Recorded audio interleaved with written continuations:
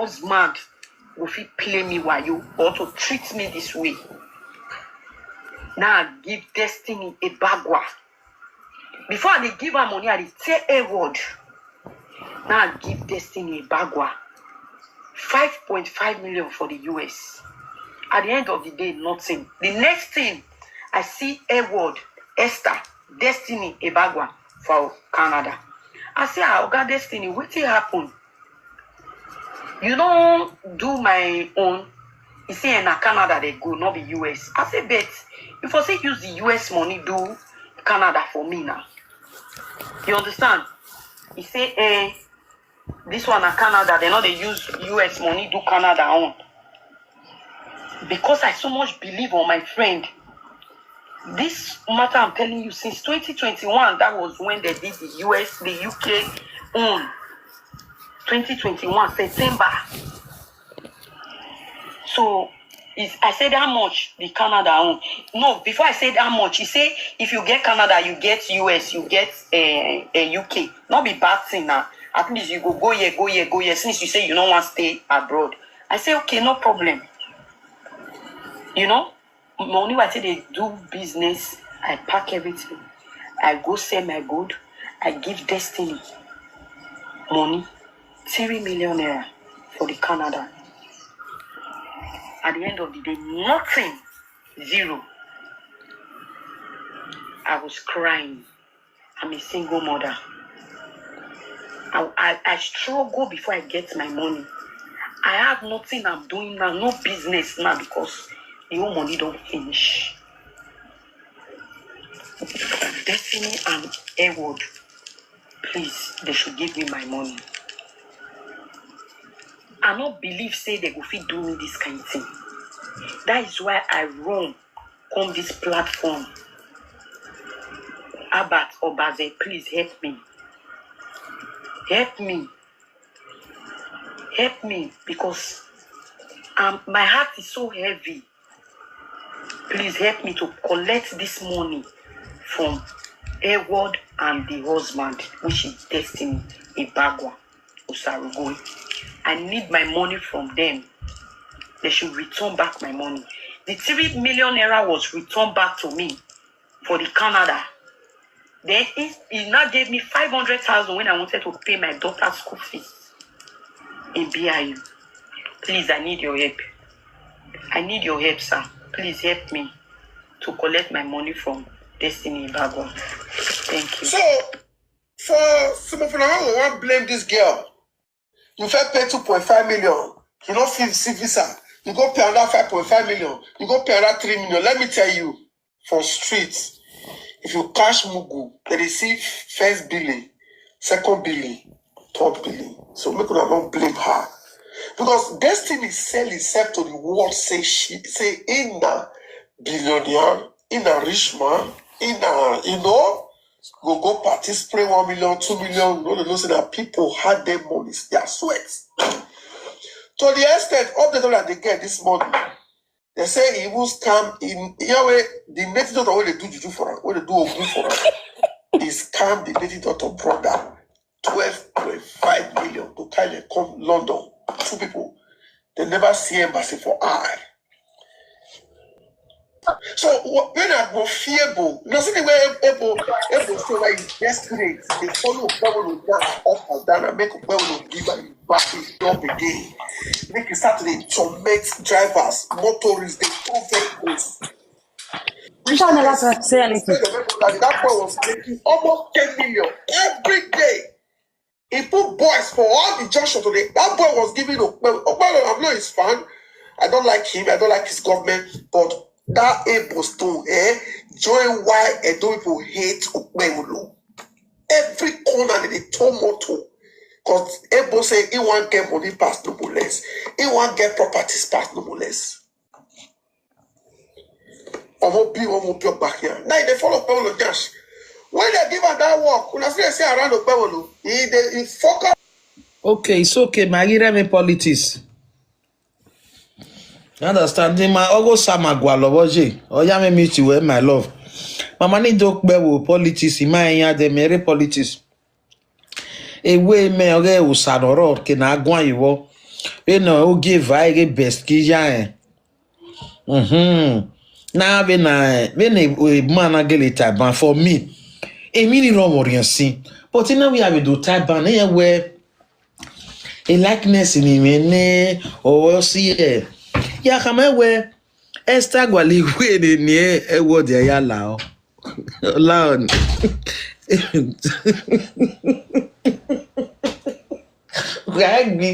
When one better, what we a mafia real, the mafia real, my day.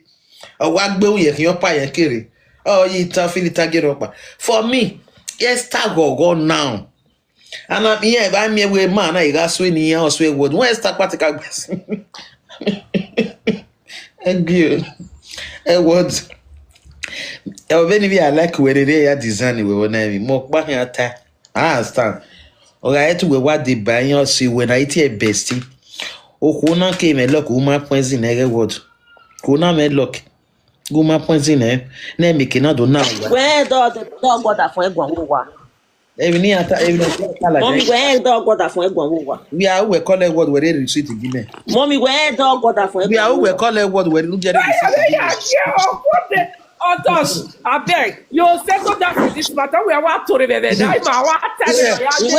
We will not call it what already city going. You are what to remember now. What drop in Loribe, what drop it, since you're about here.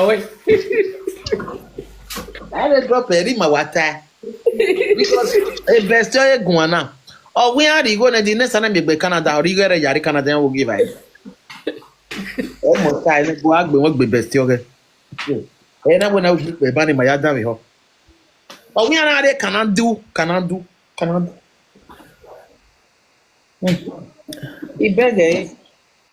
My sister, this one is strong. Even when I'm new, man, we came me 1,000. We came me 1,000 McDonald logo. You know how people will be saying, never seen food eat this morning. Hey. Oh, my sister, I'm not the bar. No. A total money na imigo idio inania. Because it bar her total money. 7,000 something. 7 million. 7 million. Yeah. A lady no worry, came mama, no say again like a word. Me love a word, kakabo. I would immediately. If you are so that, Never love your word. No, I say I am. Bobby doesn't trust you. They trust you. I say I am. They trust you. I want your wow, Nana. A best no we plan a marriage floater. Ija, why wanna? The church, but we have me there now. A marriage floater na we mama we get ya we. Ew. Okay. Imagine me what take easy. Yeah, kota. I want to take easy. Why? I could be mom. Yeah, makajo. Ima we get no. Mommy, you can't wait. Business woman.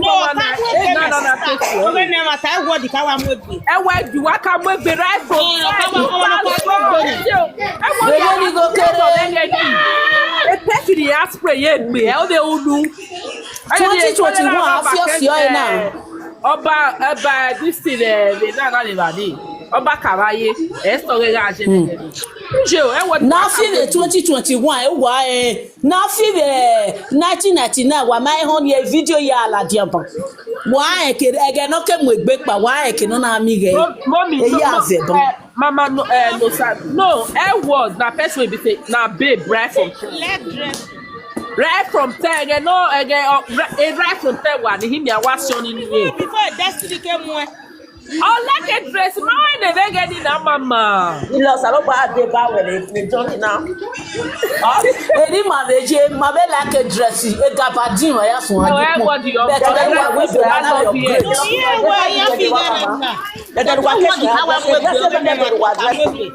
decide the way mama Eje. Iwe decide o rest away the now Ile you dey go. Pastor ke ya for one na ya hin.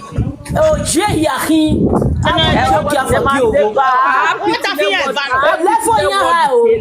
What have you ever? what the ma pitching us here? But here the pitching eh. Be woman. I don't understand you. See when I'm moving your marriage, I go away with me. Your mad pitching eh. I don't know My sister. that one here pitching now. I don't understand you. If I see any West Gomota, he was mama West Gomota here. Paco Kivia. Yes, single mother. What can I give you? One guess, single mother. Here go but why Obiara ma tege ne gbe ladian e wodo si owe ladian e wodo si owe ladian na we wo je ni ma we na we no se we ya lai e wodio Esther o da si de bagwa pa ya he fon one na ya he na ri o ka to na be ya fi obogo abono ni wa bono we we na ka me I can take your daughter to Europe oh you know we na iya na ri o ma kan we ya ye Indian na jo na ri o ma kan Indian na jo de Drive from Kenya to wa je de wa so pa o ti e wodo pa na ladian o we wodi we bo we do o win jin o wo ju o le video pa no ga se ki ne ti wa so pa from India wa kajo na right from oh god Awe sa e kan ni na do fi obo e ma do yin la mu me Na wa dia eno no bo na yin. Mommy, you we no body when I have you brother kwa na me ma me are you there? You want to talk? Come on, lad with the are you there? you want to know Yeah, why you mistake yala? Mommy, I drop it. Hello. Eh, baba. I need drop it. Omagwa. No, quickly, ba. Mama go ya wa drop. Ya wa drop. Ma we gbe sati la ti ko e ma sana. Wa wo ma we gbe we ma we. Mommy, you want to know bona na wo wori ya mo wari ya we bo. Abona we mata. Uwaje we bo na gbugbo ye wori ya mi bo. E de say no abi to di o be ro. Odiora mommy. Wagwa leave your men in wagwa. Remember when we were still in here? We are Just no, me alone. If you me no dio. Facebook na wa mi only say master there. Maybe I had to go share. I had to go me up. Me travel now. Okay, can I go along? Egbe wo me o Mary Agboje. Yi. Now wow. Okay, can I go along? Understand? Me ya kwa la Deti me ya show. Igere mama we radio. My dear brother, we are letting you be talk about them na we might talk more. I'm a bob we bantu you wa we igere ni. We le gbe ya ba ni ale gbe wa ibalu we ati we. O teri awi apo no matter. Yeah, you mata ya gele wi waziba. Ona gwa vi ko no buru digere.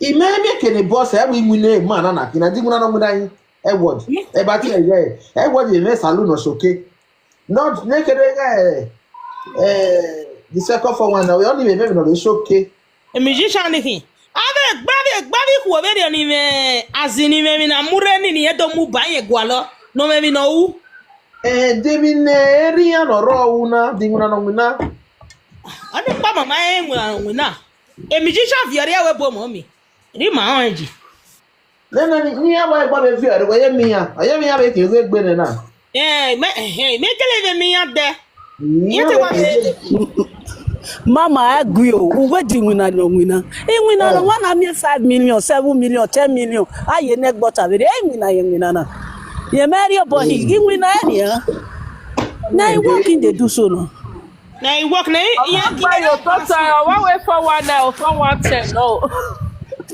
Claire one no With that severe. Because Right from 10, shall I right from 10. because no na gbe mi wo ke na yin na de wa la be wo ni ona ni na gbe mi.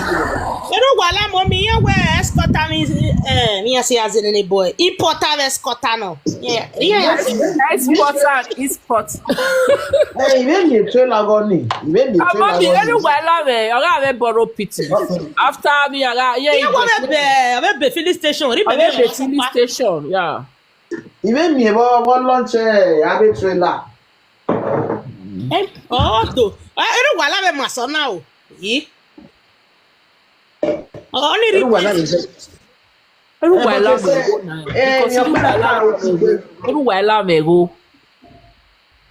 Okay, Ebagua me go. Why do you understand the say? Mommy, eru wala have borrow pity. Borrow pity. E baro pity sort you know abete imuna no. Borrow pity no na one big place. Kena na zeka.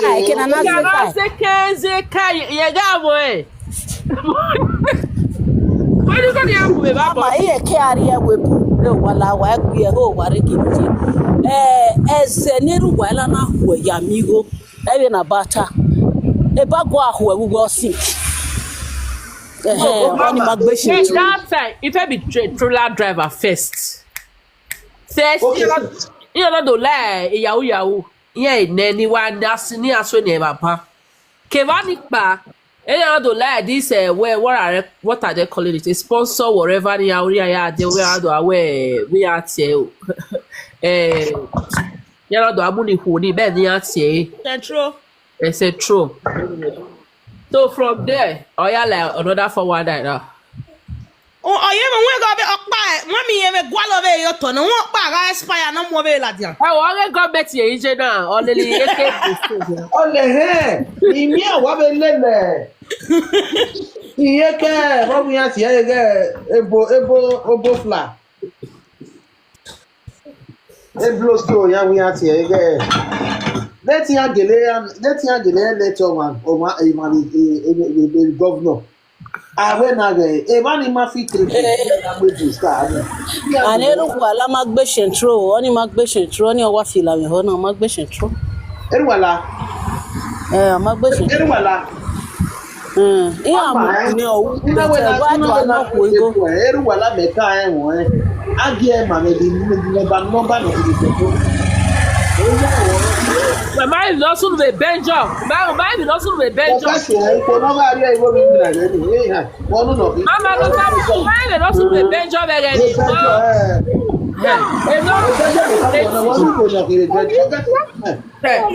Yeah. What business, mama? Why are you?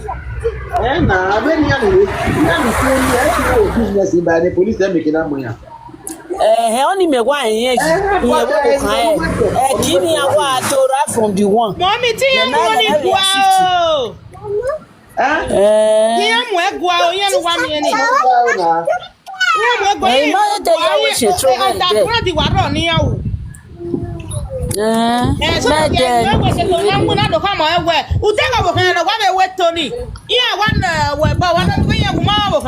On a big saloon airport road.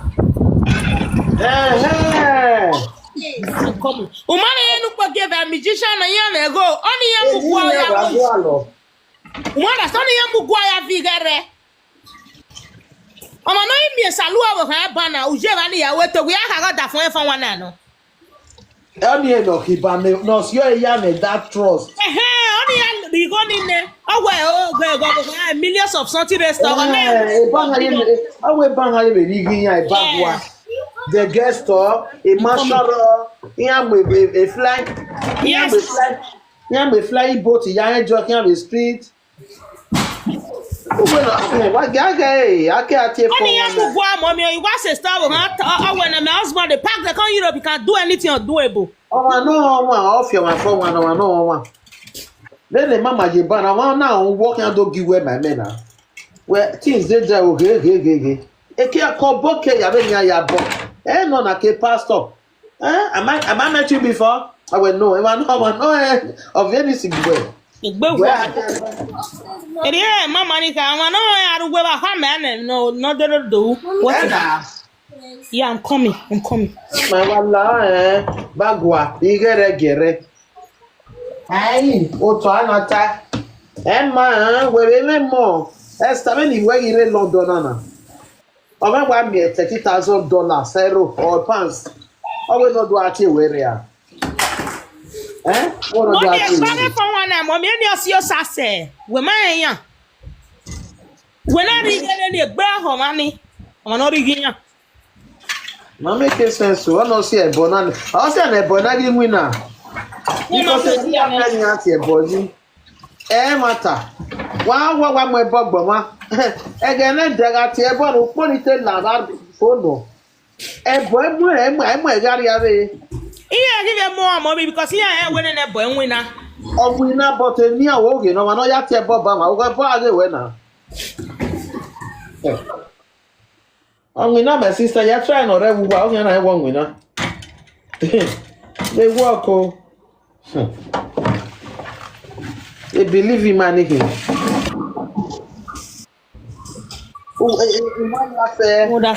Money for ni la we boy ma do go bodo do eki. E ba gba na ile do we no je ya go do eki. You know the son of my mommy. Me I go no tell me no robbing you with voice record. Oh, we are proud. Oh, ya come here with one and the other body more but on the come here. Oh, ya robbing you and with me, you go be at the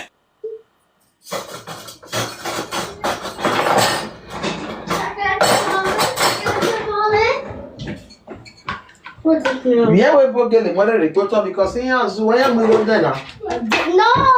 Yeah, we go there.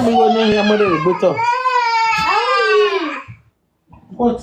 Eto na no mwigo ni na Nigeria ye. We boje. Osi award no mo award ni la dia mo mi we maka me award ko Mami ko bota o. Ya wasa. Oh, yes, ma. What that what na ti rere wo se me gui ma te wo gba e ma gbada fun mi ari go we nu e. No e ko rere wo wa. Maybe o yegi say yo yegi mu e ko ga obi ere na do ladian. Ora iladian. Ora wo ni le ni. A best you wear, what the best you wear. Ulo ya ki no da. Wa gwa kaya. Ni ata dai. Gbe me oye gbe ke bonesta re jone. Ogo bo ni oye gbe ko. Ya ma go bo we fi ke gbomo bo fi ke gboma. Oni emi ama e. Wa u bo fi ke gbo. Mo azesese egi mi because o bugbe egi tin. Orin atu agbe. Wa me bo waka na. Orin atu agbe. If eman si wan liyan me blame liyan. Esta ne yogo ni are ya. Ya uwa. Esta te na be po bi wa. Esta ni mete wa leke bo bi no iya u na se. Eri me ye mete leke egbe bi no te ye no bi ya u na. No me bagwa egbe ma gi oho ogi tip pepe le ku. Ya koke bagwa me wina. Mo Wa be sania bo na be de bagwa na ma poster na. Wa be sania ne. Iwe ma mi ya varo bi egbe conversation. The poster ni ya drop be de bagwa ma poster. Esta ma poster e word. Esta ma post. No poster. Esta poster bagwa poster. Eto ma poster but yeah. Celebrate even look I celebrate But you ma dey in a good taste na we ma mi ya. Even in Esta we ni mi ya we gbe marriage ni. Oh, my sister, no, when Oma ugbe, so ba ya punish ye. Nye me we oku ya ni ge we omo wa. Ona yezu you got to be married. O na tin okuloro wodo. Marry no dioni. O na tin okuloro wodo. But mommy me ya Esta we word na. Word what da fun ya Esta do eki. And because of no when ya other desperate your word does here. You must be that. We no say now think very mommy. Mommy den bagwa we birthday ni. Yeah. Iya be word na jupon pa. Iya be word gi jupon pa den ya play va son ni me ka mu we na o. Iya be word best na jeva na ya. Be iya na wa we na no ma Esther. Mo done e party ne birthday bagwa no a. No, mommy. Ini a hana wa agbe be ko ni na wa de style dopa. Ina kwa ube na mano ma star na rock ba Na start yan se. Me no ye ni asi wa si ya ma be bu star. Mommy kwa mami e me na wa de west. Ta bu ya ube gbe marriage. Marriage na Na birthday ya wo. Mommy birthday ya una. Mama ni ko e ni me wa agbe. Ebu na no radio ya je ni ereba. Hotel ga yana ya we. Wesley hotel. Wesley. Yes, e na yana ya we. Ina ya celebrating. Hello, well done, hello. Mary made this thing. Me mama ke birthday. Emi wa u mi yen ha gbe. Mo nya do your dog gbe. Eyan we bosto ka no. Before you know where. You know wona. Omo gi we okona man like e. Wona for say eni wa o me ga e birthday no. You know we stand we get na man like e. We no for say gbe. Oga tie esa woman ma be pa bare. Be no tie o wa. Ina mo ke Be na bra tie o wa. Obe ku go viere. We no viere awo ge no wa wo ge na. Only no wo ge no na esta. We ge mu no abe. Mommy. We get study, O fenori yo ma bia o ma no. O e wa no. O fenori yo. O bia o ma ni. Enye mu esta ki enye mu. Understand? Only buy na woman of me. You understand? Because obi na carry at ni ana full e yan break e. Esther ti wa la lo bobo. Sa lo bo a mama ta no. Yan ni mare gbodo yan be kin aladia na. Yan be kin aladia. Sa lo bo a me la o. I must no fufu. Ba ya America. Ma mommy. We get na mo bo. People nene bagwa to boy ma be say yo mommy. Bagwa is egbe. Ona e go. O ma be say yo O ma be na me start part of yan no. Because I don't know ni agbe kunu that West Star. Yan ya pe arewa. O te support ni agbe kunu that West Star, don't lie you. But Esther over Sabigbe. Mommy, Esther ni ya te koko celebrate da fin o suppose ni ave mo Esther no be do su one. Esther be ewe. David Jisha yi ko ki. Iye mo ma bere. Iye ma Esther, iye ma gio. We ma gio. Iye ma Esther, yo to bo ade. Iye ma gio. E wona gie no data eta figo eta attend to eta sikoi. Esther ke are bana do mo music but I falling in love with you and I love you my sister. This one is lost. I beg you. I lost be this one. I love you. I love you my sister. God forbid. E love you na we na here gbe. E love you na we na mo uri obo kan ki age. I beg you. Love you. The one wa go dey are kan na ga yo bo wo egbe. Ona ga yo bo wo egbe. Esther o ni ja we start pe awon ni ya ge. Pakini me na we start pe awon ni ya ge. Me mama ya get birthday ya o because e no me. Mommy. You don't even know why we Esther do mo mi go mo no. Iye gwa ruwa o ikuga ibugbe na nwo aruwa ido de. Esther ile be go no na. Oga before no, you can read we bagwa kai awe we bagwa. If na before, the offer go bagwa as go celebrate am. He celebrating the carry Kenyari. Esther my life, my way back where I celebrate here. Or say West Sonia, I see one. No, I see one go. Na me appeal. Mommy, even in the destiny, like a word is so. Destiny man don't like you. Destiny you go like you. No you go no lele. We no here. Man don't like you. I have a boy. Madam also you like come and pana. Mommy. What you want to be what you tone o borrow you go na go di high nene I really reaji why mommy go no go high go no compensate for that month why we are borrowing go have message na la javeni have stay abuli e word here go tana mata watana mommy go start go e go high ne esa ma we go momo Esther, you know it. You go more. We are more. If you gonna be cool, or sad, why they your saban? Why go they your saban? What we are in? Also, I am more pepe na. And the mini ayo get an boy yaga nini. Yes na. And that is the Okay, truth. that time, mommy, I got Esther Ebagua. In a word in a gui. Esther. Essa Sonia gui, essa ve go, essa ve bagua, essa Sonia gui. Menos Sonia. Essa ve what the bagua ga gui. Where him ya? I always show me there. Essa what pepe. What fun egwe. Eh? The man no worry, where go my. 1 million, What doctor. Oh, I'm wa. I'm on the normal boy. I bet you fi doma. And then I today. That time, boy. Yeah, fi doma, mommy. Oh, yeah, fi doma. I beg. We need to tell the truth. Only a twagby. Or me a berry thing. Berry thing. Okay, So mommy. a bagua, where I also san or see it would not be a best organa. Oh, so say Emma Taiwia Wusa, Esther Taiwo Wusa, Esther time na Esther Taiwo Wusa, Emma Taiwo Wusa, Destiny, Esther Wusa, we are all Sane. What a big who build your day out. will be the yao. I will be a dear. I will be a dear. Smile.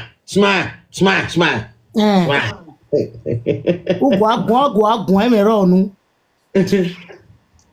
I will go out on the phone will be a mujao. You know why I will not left why show me diaji. You Rita. Where I get test purpose with me. Where I get test it purpose with me. Okay, we come. Okay, we comedy bag. A mission of me. Your power saga. Your part with music. Your power do we comedy bag. Also, not Kakakabe Bogana. A man not relaxing bay. Beautiful. What you never know? Why are you where you pay? Mommy Sikuma get married. Beautiful, you last in mind. But don't imagine where you dig. Beautiful, ne? Where I see you. I able go alegbe. Beautiful. That is why no remember na zero there, man recharge. Yes. Eso kwa mi tan o ha. Beautiful ne do agbuna o piapa. Okay, I don't mind. On the best that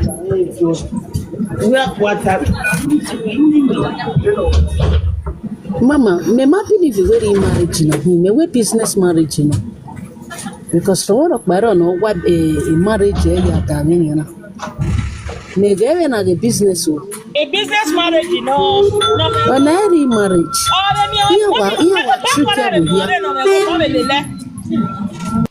Now who get body pass?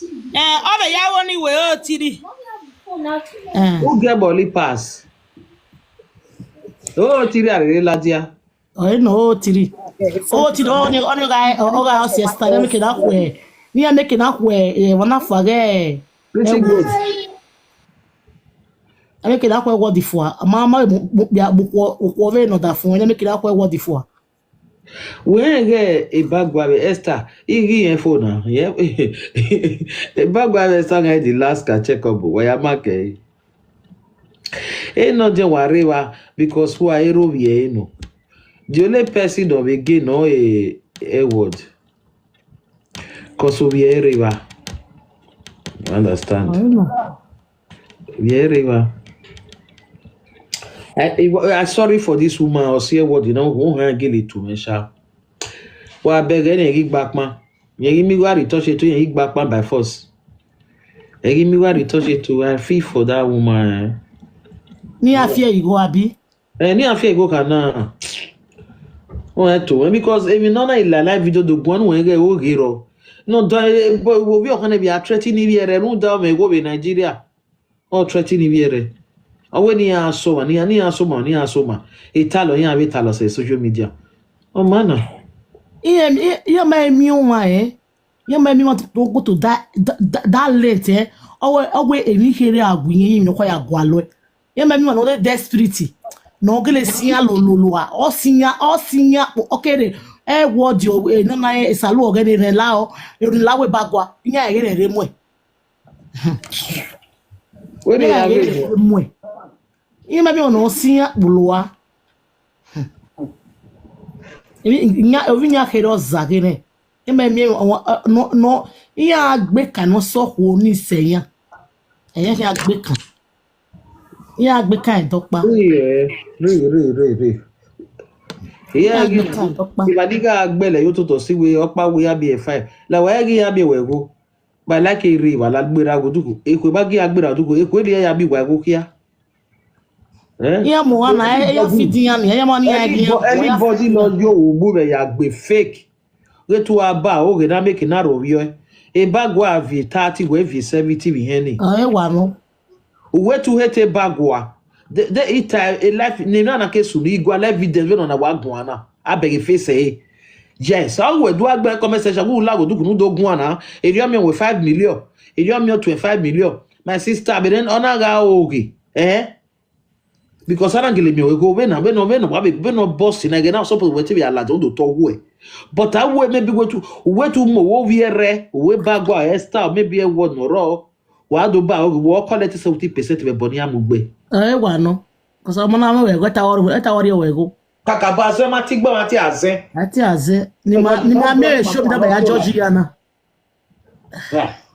Ma me ya talon ni ladi ma ya Georgiana. Eh ma ya since dia na na gbo mama igun ayo, I ma ko so le. Na. E no ko nita, e ma gun ayo na. Igun jina, ma igun jina because amaka gun season.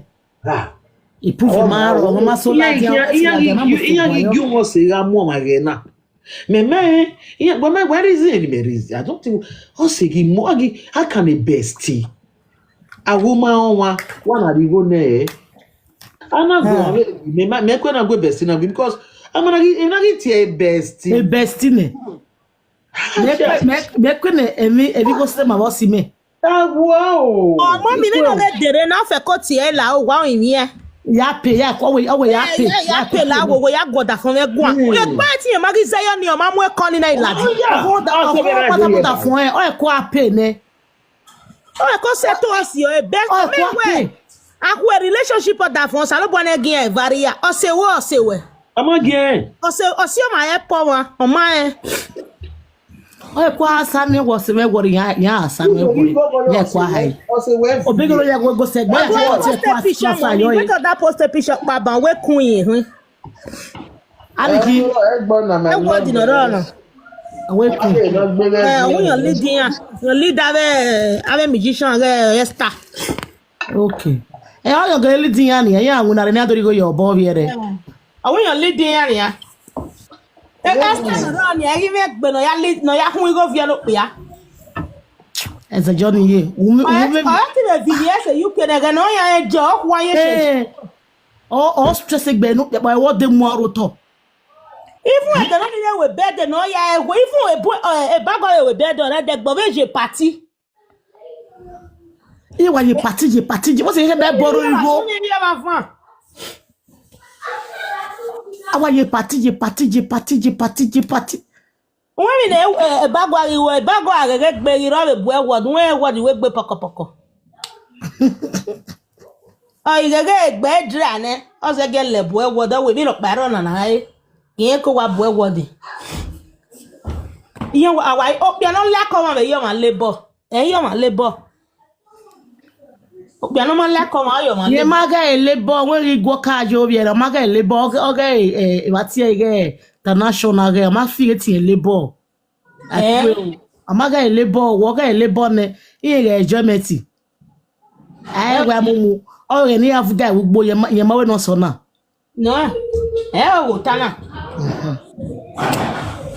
man ibuya ngun na gbegbu ya we bo na where they go find better palace why ko we again no say video na again ni we bestie in a word what the matter take as a bestie because a bestie me ona mu igo la diano da fun egbe mi na do sun iya ha go di dem about da fun the face eri mi what the bestie so ya high the girl what the bestie no who surprise the what the take as a customer so ni do agwa de week Esther we what the value ma bestie not dey here we maybe no ta fun ya te so atale mi so we video we record Owe wan bi ga dera na wo mare. Owe te so atalo but ona ido unwa. Nyogelega e best, oni ga e best. Okay, ude mare beragu ana wa mie igoro re beri oni. We egwa di majo. Ga ri ala owe te so atalo mi so we ga e desle ba wa. That's only talo gbe. Me no me ku bia o talo gbe. Oye na oku unu egwe orita Talo aye gbe. apa ya ba hin. Oh, yeah, what can you quiver? I make quiver. What I take destiny me. Quote by my quiver. Oh, then I'll go. Business here na ya je. Business here. Not like reality TV mana. You go your book see I know. In we want my one do easy way. You my na one we win ai. Na ma very ani. One day I want to do with you why again why are you man? Ugbun wa feel give another other dey give you. Yeah, no na re party e wodo wa mo se ri mo se nia. Igo ga gi fo a. Ani Ni ne best ni. why you go for now why you drive there why you swear can lege. Like a Ni me no ije. O wa mo se be party e wodo we ni wa glow. Yes, you can lege. Now wow, some people too do. Yeah, ugbe. Oh, my soma ya soma. Oh, when you were pa no aka na yin me squad be ya. Iya what da fara yi go nya we gwa o da fara yi go nya we da fara yi go nya we gwa yi go nya. O me go bi egbo no we me can do you do. Hey, o da fara yi go nya o we gwa yi go nya. Oni ya mai. We ni e de ko na gbe kan. Ono sofa ono sofa cookie go ge. Ye ga de kun ye ga ya gbon lo kiyan. Do se gbe jo kiyan collect. Do se gbe je o kiyan collect. E la ge kan na ge ere mo e. Ni e de ko na gbe kan won ni ma de ko na. Ya we a ni bun we na o ma ga iwun ya mi na ya ye o ma no wun ya ewu ya. Ai me kana ye de ko na gbe kiyan de ko na gbe kan do se gbe gratis go collect. Why una wo ma no sike we mi we ti wa sa da mi e be feel egbe ma mi ma no sike we ni o ti mi yen yiwa o. O ma no ina ati we no digwa we gbari ye we na do we mi to. O kian wu we mi e ga o eke. Because on we so wa. Yes na. You understand me o ina ati we because e bestie e va hin. No. No way maybe wa wo no na wo ni ya izo iba ugbera ire ke ni ugbekede. O ya to agbe o ni agbere iwe do ni. Ya to agbe. Why you get it? We no wa dan o wa mi ni go ne. O ya azo ye mi no ma kin yan. O ze ni go ji azo ye mi agbon. Ki business. Ki anything. O you go mu go la da file go dun we party e sweater.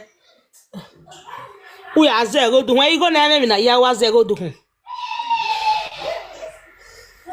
Ako aro we gwale fon wana no afi. Ya te gwari ye na ya boro igo ga ne ri me o. Ya gwari ye na ya mo ne ni go. Ya I muere na ye do afi le mi party. Ya I be file fo na ne ni go be ka we gbe mu ni.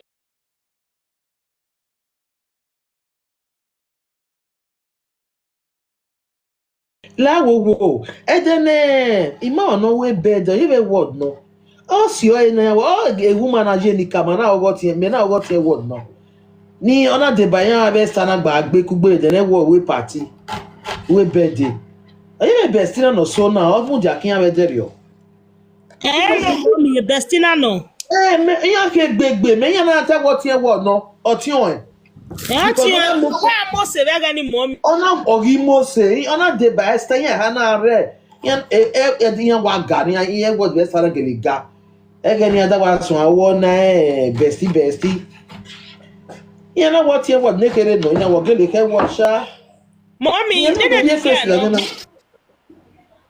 no na again no yan ko video ga kere fake account wa ni. Beg me. I dey come. Abati wada drop a video da. Or where word your woba okpa eva with the matter. We find that today. Edward was even fighting for this thing. Then the video river page this about whatever or so. Or what that boy you I say 10 minutes or so. Or where they try because here we conference call where what the already conference call, but the friends Edward they were inside the conference call that Edward the man ever. So she was trying to help her friend, but it didn't work. Where a destiny or do it they cannot do or bear waiting destiny have fear feels you. Yeah, or ever it might be yeah, go on. Yeah, do the favor because if I don't get the loader, my children they are using it.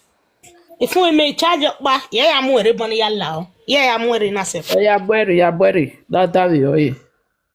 I was here for the driver by now. Be a ticket, they ticket near the one with the bill to prego. Okay. Who will get ticket in any near control? When we have where Murica. Azo. Yeah, they get ticket by. Mama, sorry, Mama never to there. Maybe Nana go came to it. Well, like you have vibe holy. Also, Nagmoyana. My sister, to matter na do where. Ego no so bad. A man new bo. He got bat. Now the air worry. No. Until you already know about you. All the time was the work. Or for a can't love one another. I told me, brand their pretense. No. Mommy, I what the What are you saying? Where I bat it? Where me have already $500,000. Yeah, where or wait what the guy where they go through. Or we a guavos here, what the guy. Since you are a case, so yeah, where video on Ladia. So we live video. I say we video like that. Wait 3 minutes to West Guadana yana meme. I can't Savannah bestie. Maybe I got set to wait me for that one. It's toss out here of your back. Baby guy, I beg you. What flex together? Baggy, I'm going to get again. A woman always do so like the bat now with more like a woman always so my bat. A woman you have a battle go so everywhere. All the conference what a big conference a big comment. Conference call what way? Yeah, what's you? Nigeria na my woman act my authority like bribe. You are a very dark man. I beg you. Abati, me. And then here, why you get small start, you know, that can be with it. Hey, Nazari, guy.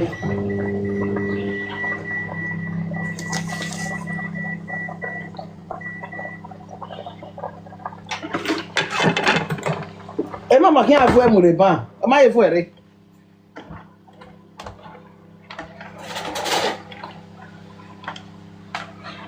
Then about that way, at what dog by any man, Bambana, self love. The other four not different. The only this one is different for. Okay. When for the other was happy, my way, my way, baby. So, I have a phone of Pammy, and the phone is what I know.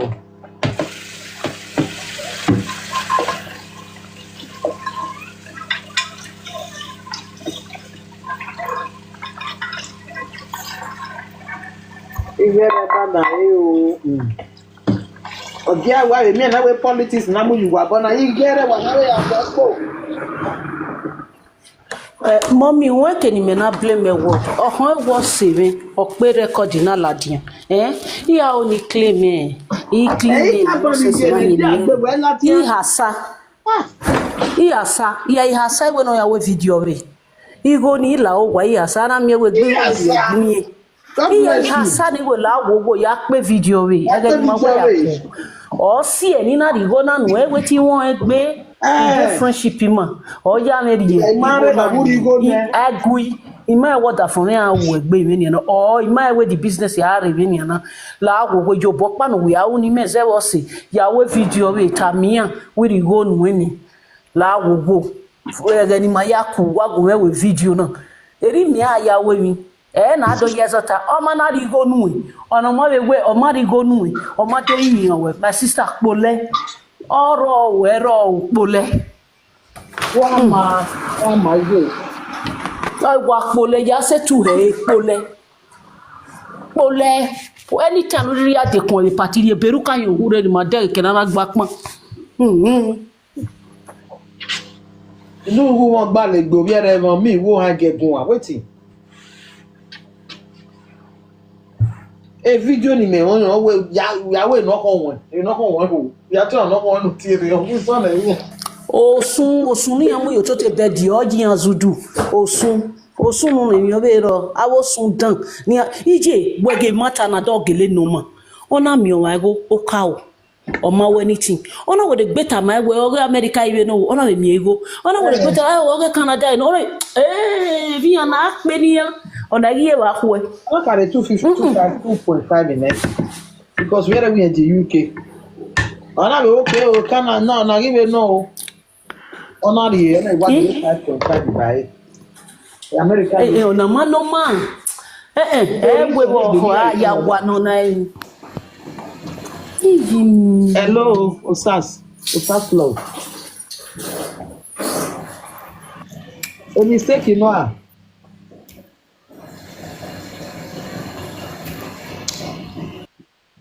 Yeah, get mistake, you know.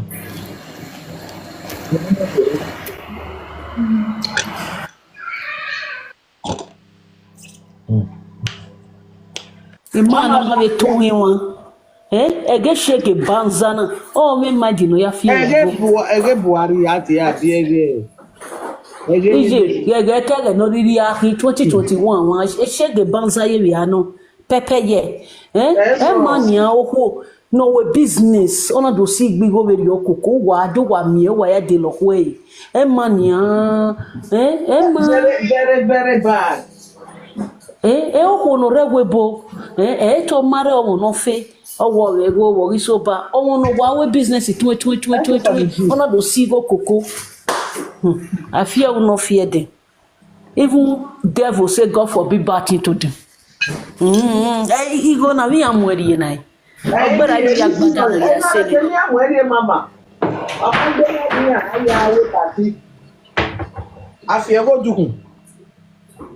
Ofo ki am ready. Afile agbele ni. Ofo. Emi be ro. Ebo no tell me na we don't judge the book by the cover oh. We are what that's one already view one like we be me na wa giyan gidi. Heu. Ima mi la na pompe ho jo egbe no o mete we that's you are like ola salu by uji lo ko respect. Easy. Lo kwa lo. He may fall in love. Me take a love a word he had him when a music what the guy's name near say when I word we mate kan word Esther do ya me won ne bo ime kwa kan word no ya mo say Esther why you me won na wow Esther you be mate ka abi am I here boseva good name is better than riches am I going here boseva ni me mai ho seva de tinha ho seva ne ni a si o bo wo vie ya ba de bili porina o me egbo wa me ni na ave wa ya no fie igo wa egbe wa mu o wa me ne sta no roji wa ya gbiwi e se true wa ya gbiwi e se true o wa ya wo go wa se ba o wa ya gbiwi e se true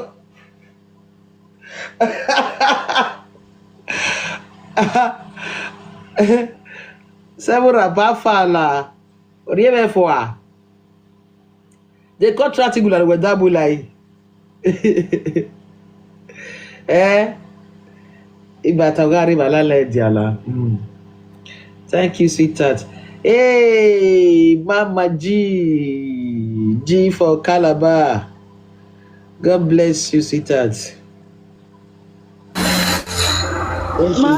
Mommy. Hey, Mama, apa? I did, Mama. Sana Sakari, good afternoon, ma. Okay, sweetheart. Mama, God bless how are you? Where's your mommy? you. I just call. I shout donut. Thank you very much, ma. Kaka boy, Mareba nasi Mari do mama ko bi oni mana. Wa me take bi me si Mari do not Mari ni nothing. Flower ya bi o me te e we no ri o. No ri flower te me. Ba me do not go. Wa ya fe we si. No stress, mommy. Okay. My enter supermarket now. My bad donut. Piano donut. My love, good evening, welcome. Mommy, no problem. You pick up your cannabis. School. I deal with you. Me pick up your cannabis. School. I go buy donut. Thank you, Mommy. Thank you for the gift, mama. Wahala, my call you no see any no sama. They me look bala diya wo. Kaka boy, when again, mama, like your man or Gayari by. Oga ija iguma ya te so I don't guma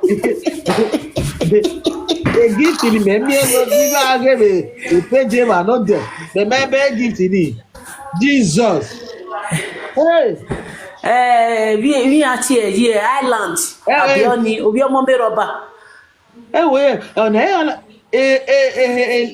ni ekende kini ga je na ma pa ni ati TikTok king only the gift here King the guy me making na mo abi danke Jesus Christ that gift ni black Jesus hey he had to be a creator ni abi oniruwe when I me go ejiba hey mama we can go for a gift ni wa me that can tell you 400 euro my letter government loan ni wo TikTok is when you pa no there or we gift na 5 or we 5.9 million opa ni akumwe na be alo le simeti abe Dangote kwe ni hu Dangote ya ge mani mo na mo gbeso we are gift yen by say 1000 no ba igbeso we yen be kwe we for eri ni here mama yen be eri ni mama eri no de e ba ni na gba gbetu wa so na wa de me mi avita follow me for yen be ro awa ke video me awa ata lo ya ri advice no ma me bi mo ki de se oye wa ke video 4,000 6,000 ariyan yen wa gbe le give for nothing the topic is pela owo hani ni me mo han again mi no ni we gbe the topic here mani we topic akwe fun ekun mani bu always na so I collect advice wa na mi ibi ara be ya wa be ki e ki wa ma be ki wa be take but elephant friend lion elephant me ma be lion there since 4 years bi kere ma me be lion